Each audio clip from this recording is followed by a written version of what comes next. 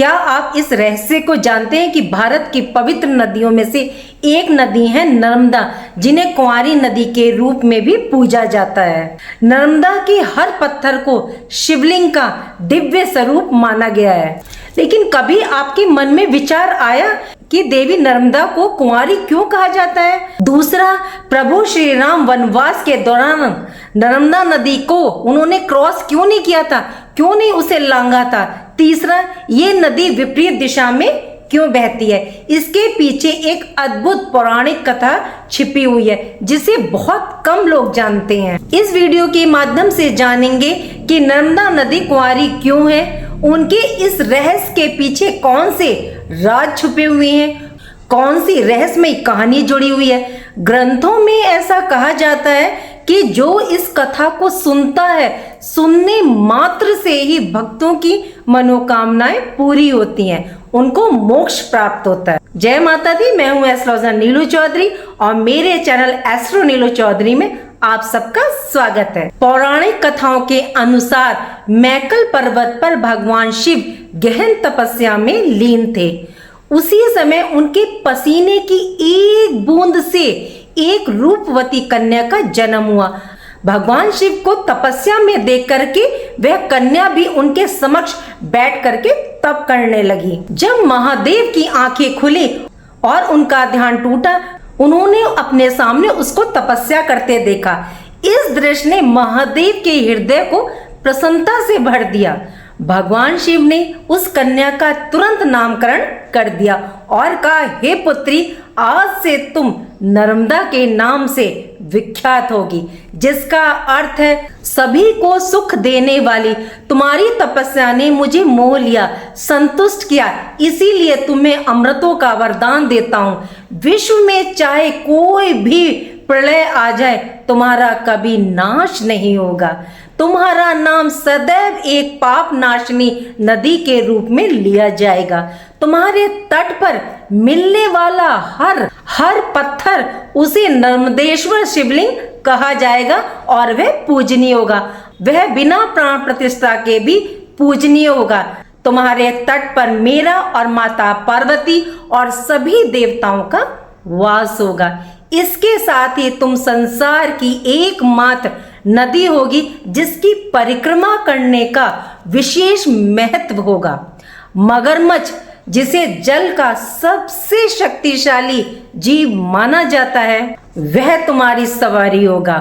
जिस पर्वत पर भगवान शिव ने माता नर्मदा का अवतरण किया, वह मैखल पर्वत था। इसीलिए राजा मैखल की पुत्री कही जाती है माता नर्मदा। जब नर्मदा युवा हो गई तो राजा मैखल ने उनके लिए योग्य वर तलाशने का निश्चय किया। अपनी कन्या के लिए उन्होंने शर्त रखी कि जो राजकुमार दुर्लभ गुलाब कावली का फूल ला करके उनके समक्ष प्रस्तुत करेगा, वही नर्मदा से विवाह करेगा। अद्भुत! यह शर्त काफी देखिए कठिन थी, जिससे कई राजा महाराजा इसे पूर्ण करने में असफल रहे। इसी बीच राजा सोनभद्र ने इस शर्त को पूर्ण किया और अपने साहस और वीरता के बल पर इस पुष्प को प्राप्त किया। राजा मैखल के समक्ष प्रस्तुत किया। राजा मैखल अत्यंत प्रसन्न हुए और उन्होंने राजकुमारी नर्मदा का विवाह सोनभद्र से करने की सहमति प्रदान कर दी। राजकुमारी नर्मदा ने राजकुमार सोनभद्र को देखा नहीं था, लेकिन अपने पिता राजा मैखल के मुख से उनकी प्रशंसा सुनी, उनकी वीरता की प्रशंसा सुनी। राजकुमारी नर्मदा अपनी दासी जोहिला को बुलाकर कहा उन्होंने कि जोहिला, मेरे विवाह में अब अधिक समय नहीं रहा, लेकिन मैं राजकुमार सोनभद्र से कुछ बातें करना चाहती हूँ। राजकुमारी नर्मदा का संदेश जोहिला ले जाने के लिए तैयार हो गई। दासी ने राजकुमारी नर्मदा से कहा कि आप मेरी ये प्रार्थना स्वीकार करें कि मुझे अपने वस्त्र और आभूषण प्रदान करें, क्योंकि मेरे पास उत्तम वस्त्र और आभूषण नहीं है। नर्मदा जी ने अपने वस्त्र और आभूषण उस दासी जोहिला को दे दिए। जोहिला जब राजकुमारी नर्मदा का संदेश लेकर राजकुमार सोनभद्र के पास पहुंची तो राजकुमार के रूप और वैभव को देखते ही जोहिला सुध बुध खो बैठी और स्वयं को माता नर्मदा के रूप में प्रस्तुत कर बैठी। राजसी वस्त्र आभूषण में सजी इस कन्या को देखकर राजकुमार सोनभद्र भी जोहिला को नर्मदा समझते हुए अपना प्रेम प्रस्ताव उनके समक्ष रख दिया और जोहिला ने उनका प्रेम प्रस्ताव स्वीकार कर लिया। जोहिला को गए हुए काफी समय हो गया तो राजकुमारी नर्मदा का धैर्य जवाब देने लगा और उन्होंने स्वयं राजकुमार सोनभद्र से मिलने का निश्चय किया। राजकुमारी नर्मदा उसी स्थान पर पहुंची जहां जोहिला और राजकुमार सोनभद्र मौजूद थे। उन्होंने दोनों को प्रणय निवेदन करते देखा और ये दृश्य देख करके उनका मन हृदय से व्यथित हो उठा और अपमान की तीव्र अग्नि में जलने लगा। दुख और क्रोध से भरी राजकुमारी नर्मदा ने वहीं से उल्टी दिशा में चलने का निश्चय कर लिया और प्रण किया कि कभी उस स्थान पर वापस नहीं लौटेंगे। उधर सोनभद्र को अपनी भूल का एहसास हुआ।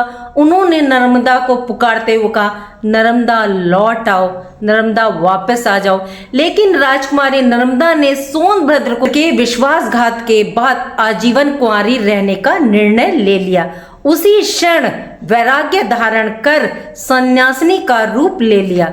जहां भारत की नदियां पूर्व दिशा की ओर बहती हैं, वहीं माता नर्मदा पश्चिम दिशा की ओर बहने का निर्णय लिया और घने जंगलों को पार करते हुए छल छल कल कल की ध्वनि के साथ माता नर्मदा निरंतर आगे बढ़ती रही। मल्लाहों के इलाकों तक जा पहुंची। कहा जाता है कि आज भी नर्मदा की परिक्रमा के दौरान कुछ स्थानों पर माता नर्मदा का करुणा विलाप सुनाई देता है, मानो उनका हृदय आज भी दुख और अपमान से भरा हुआ हो। अधिकांश नदियां भारत की बंगाल की खाड़ी में जाकर के मिलती हैं, वहीं माता नर्मदा ने अपनी यात्रा का मार्ग बदल लिया और वह बंगाल सागर की ओर न जाकर के वो अरब सागर की ओर उन्होंने अपना रुख कर लिया और वहीं समा गई। नर्मदा के दर्शन करने वाले उनके सौंदर्य, चरित्र, तेज और उनकी भावनाओं के उफान को आज भी महसूस करते हैं। इस कथा को यदि ज्योग्राफिकल देखा जाए, मतलब भौगोलिक इसका सत्य देखें, तो ये स्पष्ट होता है कि नगर के ग्राम बढ़ा के निकट जोहिला नदी सोनभद्र के तट से वाम पाश में दशरथ घाट पर संगम करती है। राजकुमारी नर्मदा अकेली विपरीत दशा में बहती हुई प्रतीत होती है।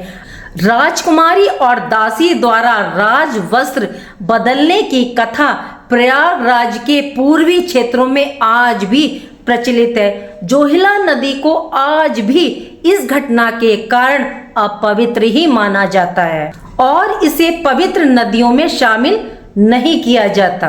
पुराणों में वर्णित है कि जो पुण्य माँ गंगा नदी के स्थान पर करने से प्राप्त होता है, वही पुण्य मात्र नर्मदा मैया के दर्शन करने से मिल जाता है।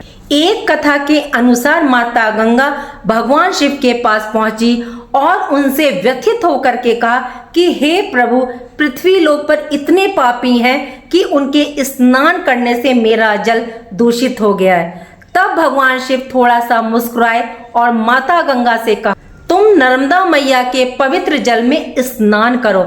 उनके पावन स्पर्श से आपके सभी कष्ट तुरंत दूर हो जाएंगे। तभी से ये परंपरा बनी हुई है कि जब ग्रहों का ब्रह्मांड में विशेष योग बनता है तो माता गंगा स्वयं नर्मदा मैया के पावन तट पर स्नान करने के लिए आती हैं। तो ये थी नर्मदा देवी के कुंवारी रहने की पौराणिक कथा, जो त्याग, प्रेम, वैराग्य का अद्भुत उदाहरण प्रस्तुत करती है। दूसरा, भगवान श्री राम ने नर्मदा नदी को क्यों नहीं लांगा? क्योंकि नर्मदा के तट पर पहुंच करके उन्होंने उनको माता के रूप में उनकी वंदना और पूजा की और कहा कि देवी स्वरूप को लांघना नहीं चाहिए, उन्हें सम्मान देना चाहिए। दूसरा, ये कहा जाता है कि ये वर्णित है कि माता नर्मदा ने स्वयं प्रभु श्री राम से कहा कि प्रभु, आपका स्पर्श ही काफी है, आप लांघे नहीं। इसलिए आज तक भक्त उसके किनारे किनारे चलते हैं, मतलब परिक्रमा करते हैं। माता नर्मदा को देखने मात्र से ही कष्ट दूर हो जाते हैं। देखिए, जहाँ श्रद्धा होती है ना, मर्यादा अपने आप आ जाती है। इसीलिए प्रभु श्री राम ने माता नर्मदा जी को लांघा नहीं, उन्होंने उन्हें हृदय से प्रणाम किया, उनकी वंदना की, पूजा की और उन्हें माता का स्थान दिया। जहाँ माता गंगा में स्नान करने से जो है आपको मोक्ष की प्राप्ति होती है, आपके पाप धुल जाते हैं, वहीं नर्मदा माता को मात्र देख लेने से, दर्शन करने से आप सभी पापों से मुक्त हो जाते हो, मोक्ष की प्राप्ति होती है। उम्मीद करती हूँ कि जो जानकारी मैंने आपको दी वो आपको पसंद आई होगी, और पसंद आई तो देखिए लाइक कीजिए, कमेंट बॉक्स में जय मां नर्मदा, हर हर महादेव लिखिए और अपने जानकारों को शेयर कीजिए।